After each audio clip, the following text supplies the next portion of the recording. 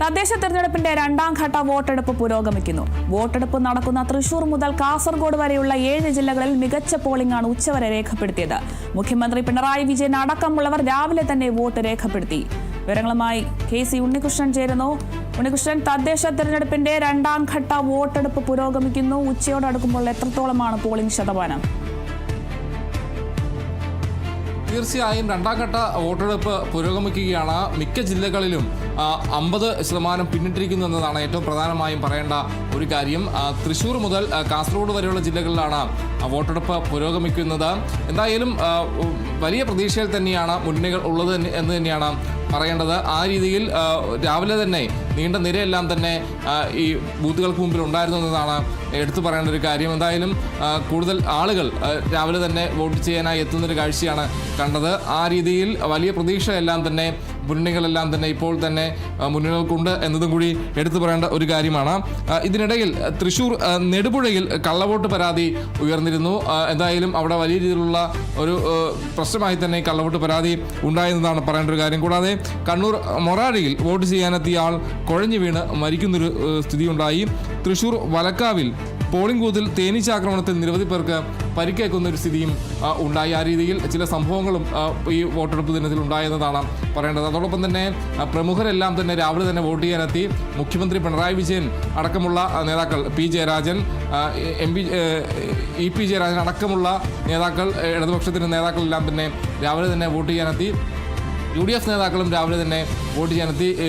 K Sudhakaran അടക്കമുള്ള ആളുകളെല്ലാം തന്നെ വോട്ട് ചെയ്യാനെത്തി എന്നതാണ് പറയേണ്ട ഒരു കാര്യം. എന്തായാലും കൂടുതൽ ആളുകൾ രാവിലെ തന്നെ വോട്ട് ചെയ്യാൻ എത്തുന്നൊരു കാഴ്ച തന്നെ കാണുന്നൊരു സ്ഥിതി ഉണ്ടായി. എന്തായാലും വലിയ നിരയെല്ലാം തന്നെ ഉണ്ടായിരുന്നു എന്നതാണ് പറയേണ്ടത്. എന്തായാലും വലിയ പ്രതീക്ഷയിലാണ് മുന്നണികൾ ഉള്ളത് എന്നതും കൂടി ഈ ഒരു ഘട്ടത്തിൽ എടുത്തു പറയേണ്ട ഒരു കാര്യം തന്നെയാണ്. തൃശ്ശൂർ, പാലക്കാട്, അതോടൊപ്പം തന്നെ കോഴിക്കോട്, കണ്ണൂർ, വയനാട്, മലപ്പുറം, കാസർഗോഡ് ജില്ലകളിലാണ് വോട്ടെടുപ്പ് നടക്കുന്നത്. 7 ജില്ലകൾ രണ്ടാം ഘട്ടത്തിൽ വിധി എഴുതുമ്പോൾ വലിയ പ്രതീക്ഷ മുന്നണികളും അതോടൊപ്പം തന്നെ സ്ഥാനാർത്ഥികളും. കോഴിക്കോട് നിന്നും റിയാസ് KMR നമുക്കൊപ്പം ചേരുന്നുണ്ട്. റിയാസ്, തദ്ദേശ തെരഞ്ഞെടുപ്പിന്റെ രണ്ടാം ഘട്ട വോട്ടെടുപ്പ് നടക്കുമ്പോൾ കോഴിക്കോടുള്ള ഉച്ചയാകുമ്പോഴേക്കും കോഴിക്കോട്ടെ പോളിംഗ് ശതമാനം എത്രത്തോളമാണ്? വോട്ടർമാരൊക്കെ കൂടുന്നുണ്ടോ? എന്തൊക്കെയാണ് കൂടുതൽ വിവരങ്ങൾ? ഉച്ചവരെ ഒരു ശക്തമായ പോളിംഗ് ആണ് കോഴിക്കോട് ജില്ലയിൽ ആകമാനം നടന്നത്. 46% പോളിംഗ് ഉച്ചവരെ രേഖപ്പെടുത്തി എന്നത് ഏറെ ഒരു ആശാവാഹമായ പോളിംഗ് ആയാണ് മുന്നണികളൊക്കെ കണക്ക് കൂട്ടുന്നത്. ഇത് തങ്ങൾക്ക് അനുകൂലമായ ട്രെൻഡാണെന്ന് പറയുകയാണ്. LDFും UDFും ഒരുപോലെ. നേരത്തെ മന്ത്രി PA മുഹമ്മദ് റിയാസ് പറഞ്ഞത് തങ്ങൾക്ക് അനുകൂലമായ ഒരു LDF അനുകൂല തരംഗം ഇവിടെ സംസ്ഥാനത്തുണ്ട് എന്നുള്ളതാണ്. എന്നാൽ MK രാഘവൻ MP പറഞ്ഞത് ഈ പോളിംഗിലെ വർധന അത് UDFിനെയാണ് പൊതുവെ അനുകൂലമായി ബാധിക്കാറുള്ളത്. അതുകൊണ്ട് തന്നെ ഇത്തവണ കോഴിക്കോടുള്ള ഈ പോളിംഗ് വർധന പ്രത്യേകിച്ച് മലബാർ ജില്ലകളിലുടനീളം, കോഴിക്കോട് മാത്രമല്ല കാസർഗോഡ് മുതൽ തൃശ്ശൂർ വരെ രണ്ടാം ഘട്ട തദ്ദേശ തെരഞ്ഞെടുപ്പ് നടക്കുന്ന ഓരോ മേഖലയിലെയും ഈ കനത്ത പോളിംഗ് അത് വലിയൊരു അളവ് വരെ UDFിനെയാണ് സഹായിക്കുക എന്ന് ഇരു മുന്നണികളും ഒരുപോലെ അവകാശവാദം ഉന്നയിക്കുന്നുണ്ട്.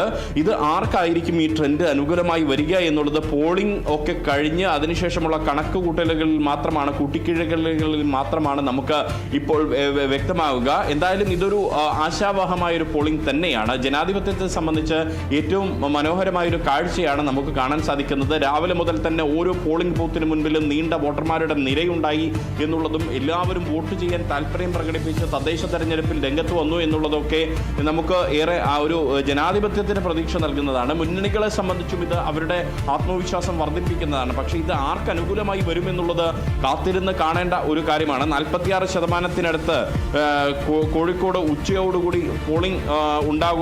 ഒപ്പം തന്നെ ജില്ലാ പഞ്ചായത്തിലായാലും അല്ലെങ്കിൽ മറ്റ് തലങ്ങളിൽ അതായത് 50% കോഴിക്കോട് ജില്ലയിലെ പോളിംഗ് ഉച്ചയ്ക്ക് മുൻപ് വരുന്നു എന്നുള്ള ഏറ്റവും ആശാവഹമായൊരു അപ്ഡേഷൻ. അതായത് കോഴിക്കോട് ജില്ലയിൽ ഉച്ചയ്ക്ക് മുൻപ് പോളിംഗ് ശതമാനം 50% പിന്നിട്ടു എന്നത് ഏറെ ഒരു എടുത്തു പറയേണ്ട ഒരു കാര്യമാണ്. 50%-ലധികം പോളിംഗ് എന്ന് പറയുന്ന ഉച്ചയാകുമ്പോഴേക്കും ഇത്രയധികം പോളിംഗ് ഉണ്ടെങ്കിൽ വൈകുന്നേരമാകുമ്പോഴേക്കും ഭീമമായൊരു പോളിംഗ് ശതമാനം കോഴിക്കോട് ജില്ലയിൽ നിന്നും നമുക്ക് പ്രതീക്ഷിക്കാൻ പറ്റും എന്നുള്ളതാണ് ഇപ്പോൾ. അതായത് 50% പിന്നീട് 51% കോഴിക്കോട് ജില്ലയിലെ ഈ വോട്ടിംഗ് അപ്ഡേഷൻ കുതിക്കുന്നു എന്ന് പറയുന്നത് ആർക്ക് അനുകൂലമായിരിക്കുമെന്ന് കാത്തിരുന്ന് കാണണം. ഓരോ പോളിംഗ് ബൂത്തിനും മുന്നിലും ഈ നട്ടുച്ച സമയത്ത് പോലും ആളുകൾ കാത്തിരിക്കുന്നു എന്നുള്ളതാണ്.